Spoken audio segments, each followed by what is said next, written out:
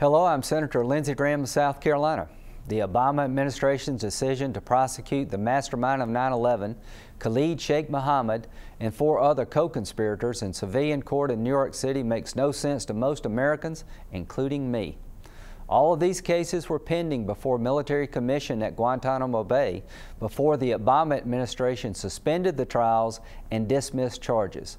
That was a major mistake in the war on terror. These Al-Qaeda terrorists are not common criminals. Their attacks resulted in the biggest loss of American life from an act of war on our homeland since the Civil War. Never before have we allowed non-citizen enemy combatants captured on the battlefield access to our civilian courts, providing them with the same constitutional rights as American citizens.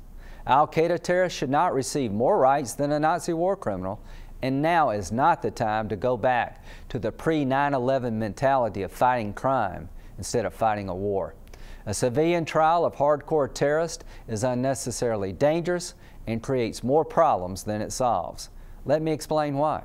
Former Attorney General Michael McCasey was the presiding judge in the 1995 Blind Sheikh trial involving the first attempt to blow up the World Trade Center, and has warned of using civilian courts in terror trials.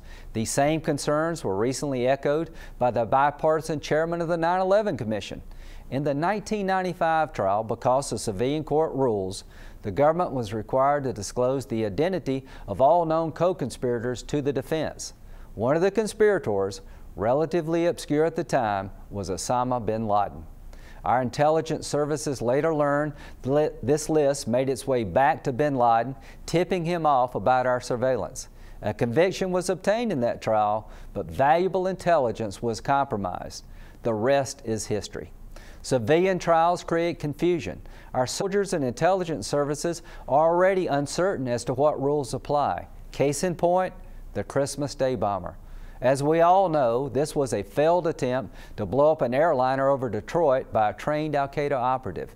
After being captured and fresh off the battlefield, he was read his Miranda rights within 1 hour of questioning and asked for a lawyer.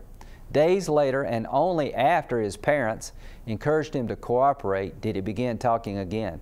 Can we really rely on the parents of future terrorists to work with the FBI? And is reading Miranda rights to terrorists any way to fight a war? Finally, a civilian trial in New York City will be expensive. The New York City Police Commissioner, Mayor, and other leaders have all expressed concern these trials could last for years and end up costing over $1 billion. These trials should not take place in New York or any other civilian court. To do so ignores the fact we're at war. I believe there's a better way.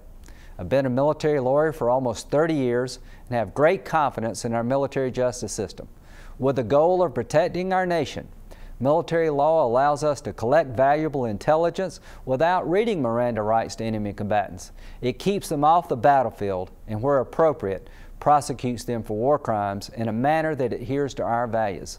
As one of the chief authors, I am proud of the revised Military Commission Act of 2009, which created military tribunals for unlawful enemy combatants, a system not available in 2002 to deal with the shoe bomber Richard Reed.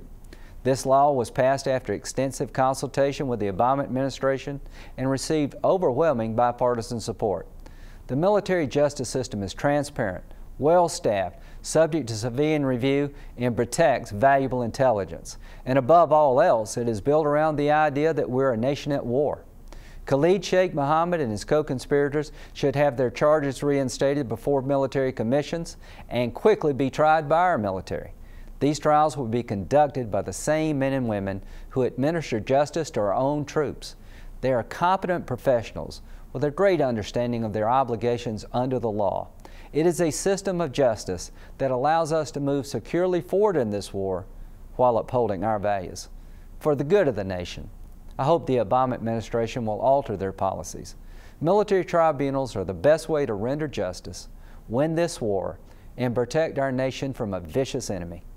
May God bless the United States and all those who serve to defend our way of life.